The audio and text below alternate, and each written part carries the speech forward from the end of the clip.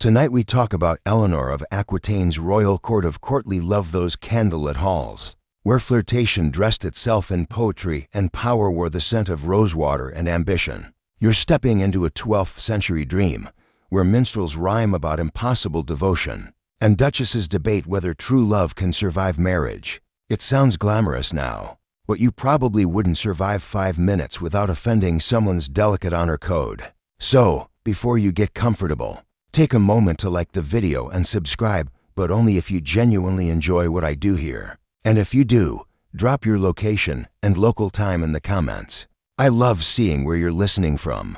Now, dim the lights, maybe turn on a fan for that soft background hum, and let's ease into tonight's journey together. You find yourself in Poitiers, around the 1160s, where Eleanor's retinue hums with energy. The Queen, recently separated from King Henry II, has turned her domain into a stage for ideas that smell faintly of rebellion and rose petals. The great hall gleams with tapestries imported from the Levant, embroidered with lions and lovers. There's a faint perfume of beeswax and lavender. The torches crackle. A troubadour strums a lute near the hearth, spinning verses about a lady's smile that could launch a crusade, because apparently medieval poets didn't know how to exaggerate less. Eleanor glides through the hall, a presence more commanding than royal armor. Historians still argue whether she actually held formal courts of love, where noble women judged romantic cases like lawyers of the heart. Some say it's pure legend, a literary fancy built later by chroniclers nostalgic for elegance.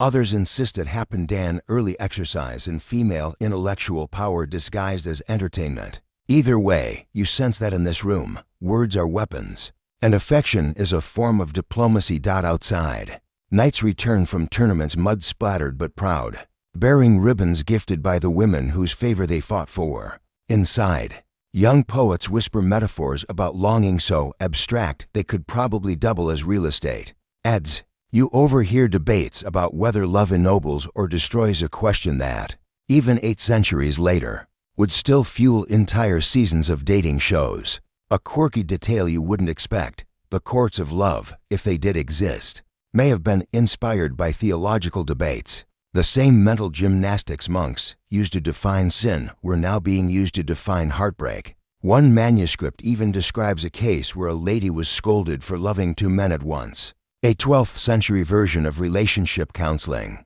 minus the confidentiality. You walk past tables where parchment letters are being folded with wax seals shaped like roses. There's gossip, of course. Eleanor's critics call her dangerous, too educated, too independent, too unqueenly. But for those drawn into her orbit, she is proof that the intellect and emotion can be part of governance. Every poem recited here, every courteous glance exchanged, is a subtle rewriting of power itself. As the candles burn low, a scribe quietly records the evening's verses, ensuring that Eleanor's experiment, half salon, half sanctuary, will outlast the night. You realize that what she's building isn't just an aristocratic pastime. It's an emotional language that Europe will never quite forget. By morning, the court hums like a beehive tuned to melody. You wander through corridors hung with silk banners where every sound, footsteps, laughter, the scrape of a quill seems to fall into rhythm. The troubadours have already begun rehearsing. In Eleanor's court, song isn't background noise. It's the bloodstream of culture. You sit near a small stage where a young man from Gascony, cloak trimmed in faded fur, tightens his lute strings and clears his throat as if preparing for confession. His voice spills into the hall in a language you've never quite heard: Occitan, the soft, lilting tongue of southern France. It tastes of honey and smoke, a dialect made for secrets. These verses are the lifeblood of Finnemore refined love, a code that tells knights to worship their ladies with humility, to suffer gracefully, and to never, under any circumstances, make it weird. Historians still argue whether these rules reflected real behavior or were just poetic theater. Maybe both. In a world of arranged marriages and political unions, love itself was the forbidden luxury. Eleanor understood this tension perfectly. She'd grown up in Aquitaine, where troubadours were treated like philosophers of the heart. Now she invites them to her court to turn private yearning into public art. Some of their songs praise distant ladies, others scold lovers for jealousy.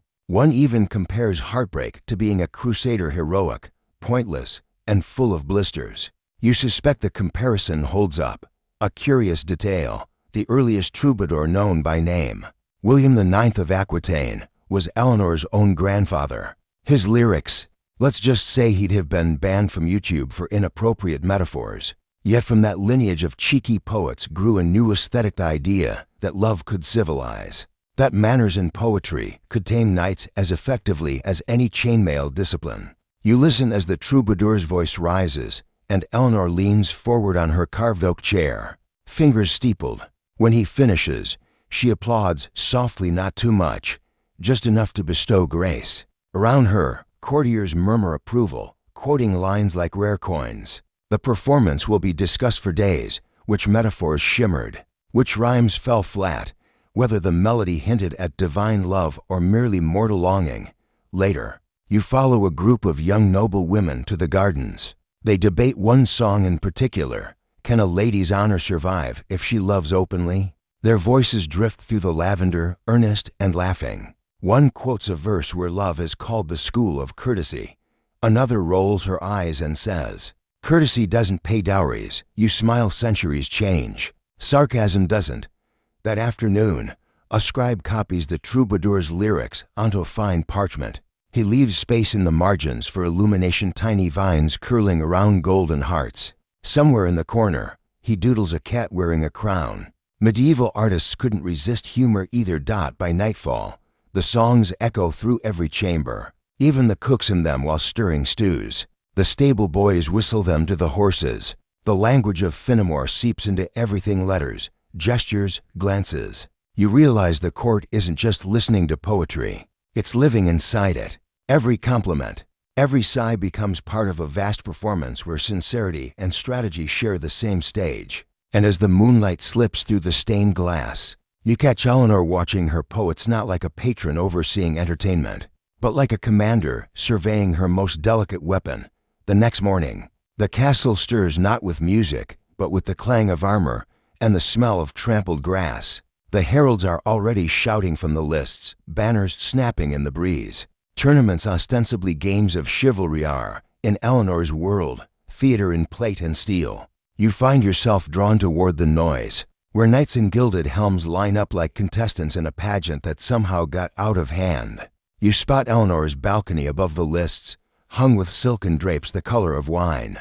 She watches with a gaze both indulgent and calculating. To most, the joust is about spectacle, men colliding at breakneck speed, splinters flying, the crowd roaring.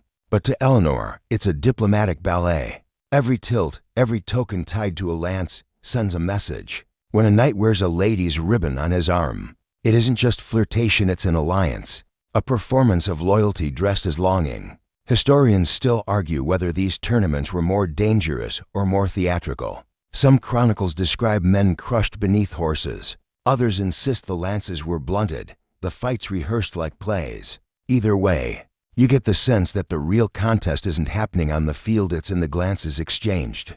Above it, you hear the trumpets blare. Two knights lower their lances. The horses thunder forward impact. One knight's shield splinters, the crowd gasps, and the victor bows dramatically toward the queen's dais. Eleanor nods, unmoved. The air smells of dust and victory. Around you, noble women whisper predictions like gamblers hedging bets. Later, in the great tent, the mood softens. The injured are bandaged, the victors toasted. Poets record the event as though divine forces had arranged the match. A minstrel begins composing verses before the blood has even dried, because why waste a good story? One quirky detail preserved in a 12th century poem claims a knight once lost his heart before he lost his helm, which sounds suspiciously like medieval flirting. Disguised as head trauma. Eleanor presides over the prize-giving ceremony, offering a silken favor embroidered with her crest. The knight kneels, receiving it like a relic. Her words are courteous but layered. Courage is nothing without grace. It's half compliment, half warning. Even power, in this court, must bow to elegance. As evening falls, the tournament grounds transform into a festival. Lanterns flicker, and the smell of roast boar drifts through the air. Musicians strike up a lively rhythm. Dancers, nobles, and servants alike move in circles beneath the banners. You catch sight of Eleanor laughing quietly, her golden hair glinting in the torchlight. For a brief moment, you forget that these games also serve as diplomacy, training nobles in spectacle, unity, and hierarchy. Still, somewhere between the laughter and the ale, you can feel the edge of something else. A knight staring too long at his lady's smile. A poet inventing a romance that might just be real. The line between performance and passion blurs. That, you realize, is the secret of these tournaments. They teach everyone how to love safely without ever touching. But as you leave the field, stepping over discarded feathers and broken shields, you sense that even the best choreography can't control desire forever. In Eleanor's court, every gesture is rehearsed, but not every heart obeys. When the banners come down and the armor cools, the real game begins indoors. The air of the great hall thickens with incense and whispered compliments. Here, desire becomes a dialect of etiquette, a ritualized dance where touch is forbidden, but implication reigns supreme. You move among courtiers like a ghost, hearing the cadence of flattery that feels rehearsed, yet strangely sincere. A lady glides past in velvet the color of crushed plums, trailing the scent of rosemary. A knight bows just enough to signal devotion, but not enough to cause scandal. Between them passes an invisible current, half courtesy, half electricity. In Eleanor's court, love isn't confessed, it's curated. The rules of Fenimore dictate that a noble lover must be humble, discreet, and endlessly patient. You couldn't swipe right here, you'd have to compose a sonnet, wait 3 seasons, and pray the rumor mill behaves. Historians still argue whether Eleanor's court of love issued real judgments on affairs of the heart or if it was a literary parlor game. One record claims that she and her ladies once ruled that true love cannot exist within marriage, since marriage is about duty, not passion. Another chronicle calls that idea blasphemy-proof, that poets were the original chaos agents of politics. Yet it's precisely in that contradiction that Eleanor's brilliance shines. She turned longing into a tool of diplomacy. The rituals unfold like a slow play. A lady offers a ribbon to her chosen knight. He, in return, composes verses comparing her to the Virgin Mary, though with better hair. Gifts circulate: gloves, miniature mirrors, carved ivory hearts. A misplaced trinket can spark weeks of speculation. You overhear the courtiers debating whether a dropped glove means affection or insult. Depends on how it fell, one mutters, as though gravity itself takes sides in love. A quirky tidbit: perfume was often treated like a flirtation device. Men might anoint themselves with rose oil before entering a hall. Too much, and it smelled desperate. Too little, and it smelled like apathy. You can practically imagine Eleanor inventing the medieval version of rules. For proper dating hygiene, the queen presides over it all with practiced calm. When she speaks, the hall quiets. Her voice carries warmth edged with command. She praises wit more than beauty, restraint more than passion. You realize she's building a culture where power expresses itself not through violence, but through elegance and intellect. It's political theater disguised as romance. At the center of the evening, a troubadour performs a case for judgment, a fictional dispute between lovers, about whether jealousy strengthens or weakens devotion. The courtiers listen like jurors. Eleanor's verdict is thoughtful: jealousy sharpens love, but only until it cuts the hand that holds it. Applause ripples through the hall. Some take notes, others exchange glances that could start wars. By the end of the night, the candles burn low, and the game softens into murmured conversation. A lady drops a fan. A knight retrieves it too quickly. Somewhere, parchment rustles as a poet records it all, already imagining the story transformed into legend. That you stand near the window, watching the moon spill silver across the stone floor. Around you, words have replaced weapons, and courtesy itself has become armor. But you can't help noticing the irony. These rituals meant to discipline desire are the very things that make it irresistible. Morning sunlight slants through the high windows, thus turning to gold in its beams. The hall feels quieter now, emptied of spectacle but alive with intent. You drift toward the inner chambers, where women move through the corridors not as ornaments, but as architects of conversation. Here's where Eleanor's true revolution hums softly beneath the chatter. The quiet power of women, weaving influence through words, alliances, and counsel, Eleanor's ladies-in-waiting are not idle companions. They are noble women, educated, fluent in Latin, poetry, and strategy. Around the embroidery frames and chessboards, they discuss philosophy, theology, and of course love. The salon atmosphere is electric. A scribe takes down their debates about whether virtue can exist without freedom. Someone laughs and says, "Ask a queen married to a king." The room ripples with knowing glances. Historians still argue how far Eleanor's women's court extended into actual policy. Some say these gatherings were the intellectual pulse of Aquitaine's governance, where petitions, inheritances, and even military matters were quietly influenced. Others claim they were simply genteel distractions for women forbidden to rule directly. Yet, as you watch Eleanor lean in to whisper advice to a visiting lord who departs visibly chastened, you suspect the truth lies somewhere deliciously in between. A quirky historical tidbit. Letters from her daughters show they followed their mother's lead. Marie of Champagne reportedly presided over her own poetic debates, possibly the first literary society led by women in Europe. It's as if Eleanor seeded a new order, not of knights and castles, but of ideas love transformed into a form of governance. At the far end of the room, a young lady reads from Chrétien de Troyes' latest romance, Lancelot.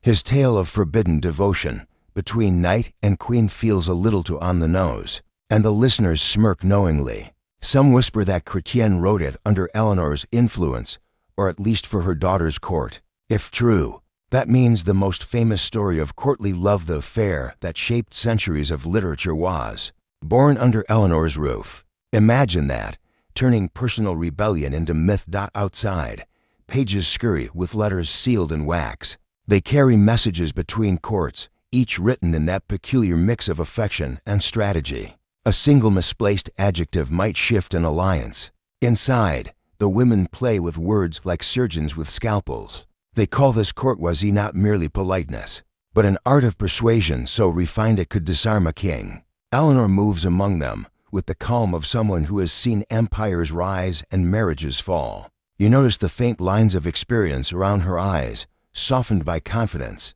When she listens, she does so completely, an art most monarchs forget. Her court may glitter with jewels, but its real currency is intellect, traded in careful smiles and veiled metaphors. As the day wanes, the women gather for music. Someone hums an old troubadour refrain.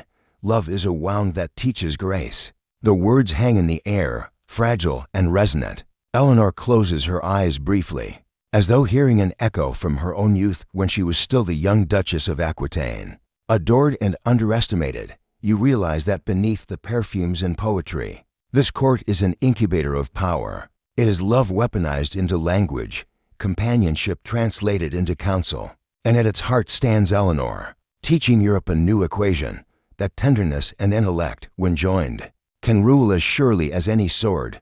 But every bright court casts its shadows, and by the time gossip reaches the upper chambers, it already carries the scent of scandal. You hear it whispered in corridors like perfume that refuses to fade. Eleanor's tangled history with kings, crusades, and reputations that refuse to behave. She's both adored and feared, her name a spark in every tavern tale. Once, she was the glittering Queen of France, married to Louis VII.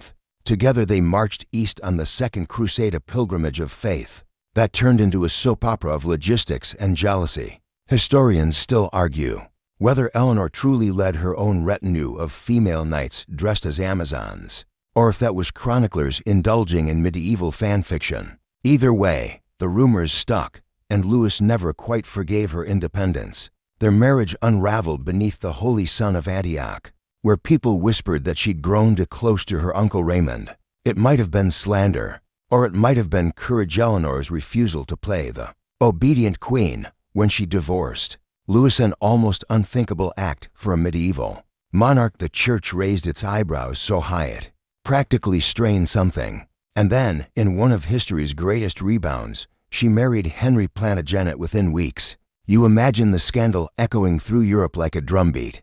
A divorced queen marrying a future king? It's the 12th century equivalent of trending on every gossip chronicle from Paris to Rome. At first, the new royal pair burned like wildfire. Henry, the iron-willed reformer; Eleanor, the cultured visionary. Together they ruled an empire stretching from the Scottish border to the Pyrenees. But soon, their marriage turned into a chessboard of strategy and suspicion. Henry's temper was infamous, his affairs equally so. Eleanor's independence, once an asset, became a threat. When her sons rose in rebellion against their father, she was accused of treason and imprisoned 15 long years confined, her court dispersed, her voice muffled but not silenced, a quirky tidbit, even while imprisoned. She reportedly continued managing estates, corresponding with clerics and troubadours. Imagine dictating property charters by candlelight while technically being someone's prisoner. That's Eleanor too clever to vanish. You think of her now, seated in her restored court years later, her reputation weathered but unbroken. The poets may idealize love as pure devotion, but Eleanor knows better. In her experience, love and politics share the same fatal flaw. Both rely on loyalty that never lasts. Yet she doesn't become bitter. She transforms the wound into wisdom, shaping her courts of love not as nostalgia for youth, but as instruction for survival. The courtiers whisper about her past in cautious tones. Some see her as a living legend, others a cautionary tale. But when Eleanor walks into the hall, even the cynics fall silent. Her presence reminds them that scandal fades, but charisma true. Sovereign charisma outlives its critics. As the evening deepens, she laughs at a jest too bold, her voice low and fearless. You realize her court thrives not despite her reputation, but because of it. Every rumor, every exile, every act of defiance has become part of her mystique. In a world that tries to tame passion, Eleanor has made it her crown. Morning in the palace doesn't begin with poetry, it begins with paperwork. The perfume of ink, the murmur of clerks, the creak of ledgers being opened.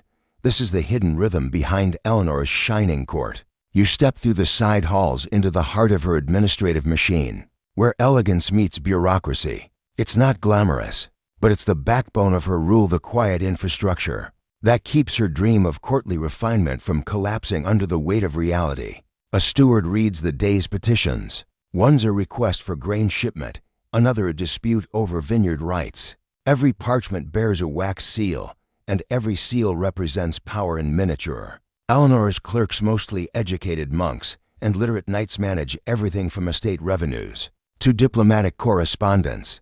You'd think they'd be dry company, but even here, flirtation sneaks in. One clerk blushes as a noblewoman hands him a letter scented faintly with rosewater. He'll probably misfile that one somewhere near his heart. Historians still argue how directly Eleanor involved herself in these daily mechanics. Some portray her as a visionary leaving details to ministers. Others see her as a meticulous manager who annotated margins with sharp corrections. Surviving charters in her name suggest the latter. Her signature, or sometimes her seal, depicting her enthroned with a scepter, appears on land grants, marriages, treaties. Even during her supposed imprisonment, royal scribes noted orders at the Queen's direction. You can almost hear her voice cutting through time, practical, precise, refusing to fade. A quirky tidbit: Eleanor was one of the first European rulers to employ female household officers of rank. One was her wardrobe keeper, essentially a combination of fashion director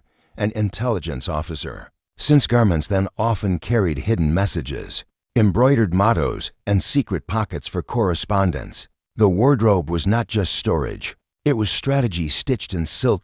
In another room, the household accounts are being tallied. Spices imported from the East, parchment from Italy, musicians' stipends, all recorded in looping script. Yet even here, the poetry seeps in. A marginal note next to the wine inventory reads, "For the feast of St. John, do not repeat last year's mistake with watered claret." Bureaucracy, it seems, had a sense of humor.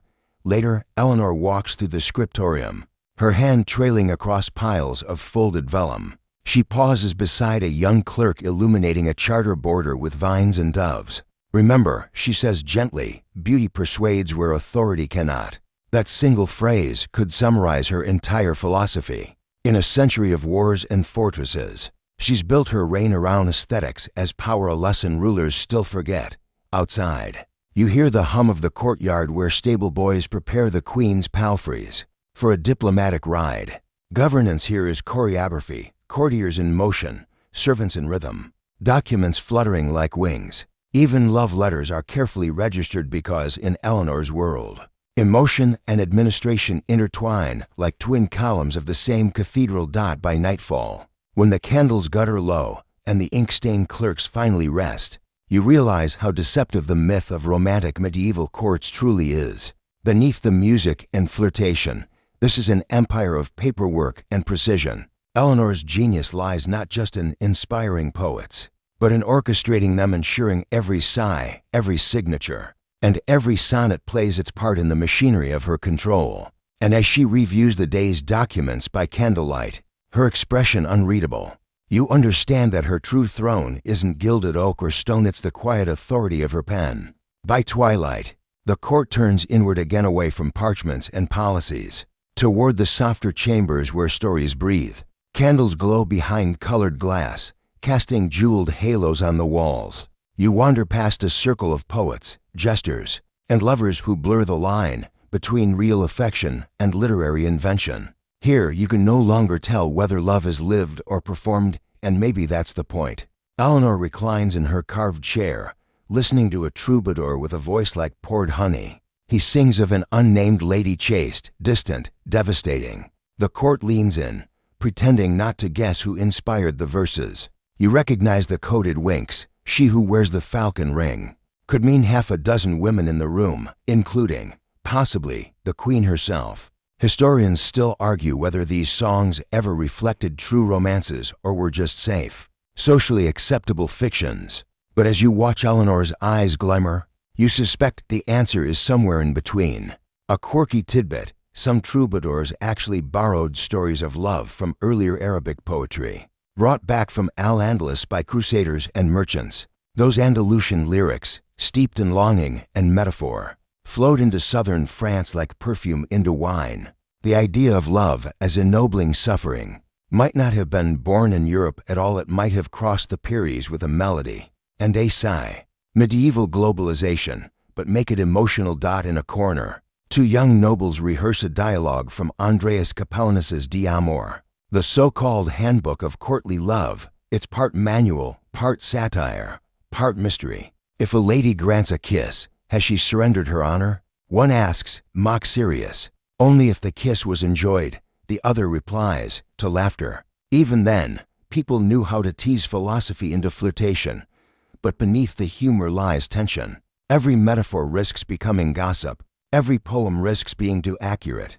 You overhear a lady murmuring that one of the songs mentions a scar only she could have. Whether true or not, the rumor travels faster than parchment can catch it. The court thrives on that thin current of plausible deniability. It's the heartbeat of their art. Later, as the night deepens, the poets pass around cups of spiced wine.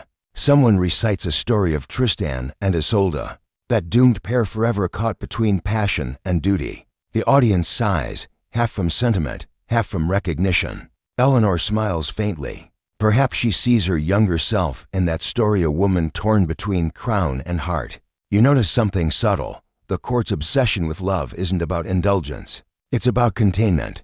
They study desire the way scholars study comets, distantly, fearfully, knowing it can burn them if they get too close. Yet they can't stop staring. As you leave the chamber, the songs still echo down the corridors, blending with the rustle of silk and the low hum of whispers. You realize this blur of truth and invention is Eleanor's legacy in its most intoxicating form. She's not only hosting poets, she's teaching them how to mythologize her world, to turn fleeting glances into epics, to immortalize longing as literature. And somewhere between the verses, between what is sung and what is only implied, the real stories hide, half confession, half masterpiece. The next months bring tension sharp enough to slice parchment. The court's laughter quiets as word of unrest spreads from the borders: rebellions, taxes, crusades. The dream of refined love begins to wobble under the weight of real politics. You find yourself in the Great Hall once more, where Eleanor's courtiers whisper about armies gathering in Normandy and papal envoys crossing the sea. Even poetry sounds different now, heavier, as though every rhyme hides a plea for stability. Eleanor has lived through this pattern before: love, idealism, conflict. Her eldest sons Henry, Richard, and Geoffrey are at odds with their father again. Historians still argue whether Eleanor secretly encouraged their rebellion or simply failed to stop it. Either way, the wars of her family bleed into the heart of her court. The troubadours tone down their verses. No one wants to rhyme adoration with execution. A letter arrives bearing a royal seal. It summons men to arms for another campaign abroad. Jerusalem calls again, and with it, the old fever of crusade. The same religious zeal that once sent Eleanor east now threatens to empty her salons of knights and poets. You can almost feel the irony. The queen who once turned warfare into courtly theater now watches love itself get drafted back into politics. Outside, the training fields echo with steel. Horses are shod, armor polished, yet even this militarism can't quite escape the perfume of courtly ideals. Knights dedicate their campaigns to their ladies of grace. One young man ties a handkerchief to his sword hilt, swearing he'll return it only if he survives. A gesture romantic in theory, logistical nightmare in practice. A quirky tidbit: chroniclers mention that some crusaders actually carried love poems sewn into their tunics, tiny folded parchments written in Aquitaine, believed to protect them like charms. It's both touching and absurd, imagining armor layered with longing. Perhaps it's a way to humanize the chaos, to believe that tenderness can survive conquest. But at Eleanor's court, absence becomes its own art form. The women keep the rituals alive while their lovers are away. They host readings, recite older songs, and discuss whether devotion deepens through distance or withers from it. Love is a vine, one lady says, strongest when it clings to something beyond reach. Eleanor nods but doesn't smile. She knows vines can also strangle. You watch her move through the corridors with measured grace. The same woman who once dazzled kings now bears herself like a commander surveying retreating troops. The candles flicker against the stone, shadows lengthening like old regrets. Still, she refuses to let the idea of courtly love die. Let them march, she says softly, but let them remember what they march for. Historians debate what she meant: faith, loyalty, or the fragile beauty of the civilization she'd helped shape. Whatever it was, her court endures, even in miniature. Like a melody whispered under the roar of war. By winter, the castle feels emptier. Yet the poets still write, the scribes still illuminate verses. Even in sorrow, the ritual persists. It's as though Eleanor's court has become a sanctuary against the collapsing world outside. A stubborn flame holding back the dark. You stand by a window, frost tracing the glass, and realize something profound. Courtly love was never just about romance. It was about civilization itself, the attempt to find grace amid brutality, to turn chaos into choreography. And as the snow begins to fall, Eleanor's dream flickers, fragile but unextinguished. Against the long medieval night, spring returns, soft and uncertain. The meadows beyond Poitiers burst into bloom, though the court feels quieter than before, like a theater after its last applause.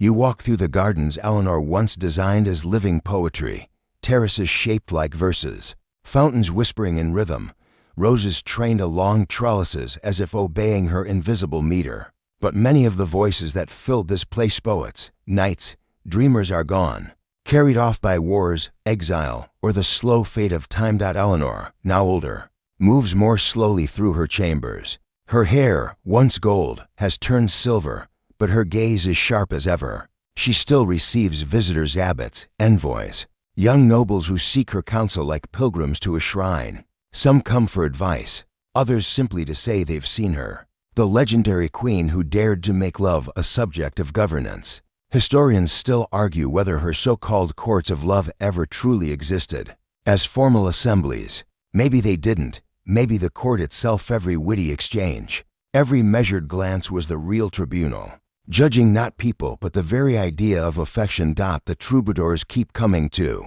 though their songs sound nostalgic now, heavier with age. One sings of a queen who taught men how to speak tenderly and women how to rule. Eleanor listens with half a smile. She knows legends are never quite accurate, but she also knows accuracy isn't what survives. What survives is the tone, the shimmer of something once believed possible. A quirky tidbit: a few of those poets would later travel north, carrying her style into England and Germany, where courtly love would become menacing. And from there, the foundation of the Western love lyric. You're hearing her echo every time a modern song sighs about impossible devotion. Imagine an Aquitanian queen setting the emotional vocabulary of half a millennium. In her quieter moments, she dictates letters to her surviving children. Richard the Lionheart, her favorite, though she'd never admit it, writes from campaign, asking her blessing. John, the youngest, asks for advice she knows he won't take. She answers anyway, steady, affectionate, pragmatic. There's no bitterness left in her, only perspective. She has seen too many kings mistake conquest for meaning. One evening, you find her alone in the chapel, the candlelight trembling on her face. The music from the hall drifts faintly through the stone. Her hands rest on her lap, not folded in prayer but in thought. They'll forget the details, she murmurs, but not the feeling. And she's right. The courtly ideal may dissolve, but its perfume lingers in every tale of longing dressed in restraint. As the years bend toward their close, Eleanor retires to Fontevraud Abbey, where the stone corridors echo softly with her footsteps.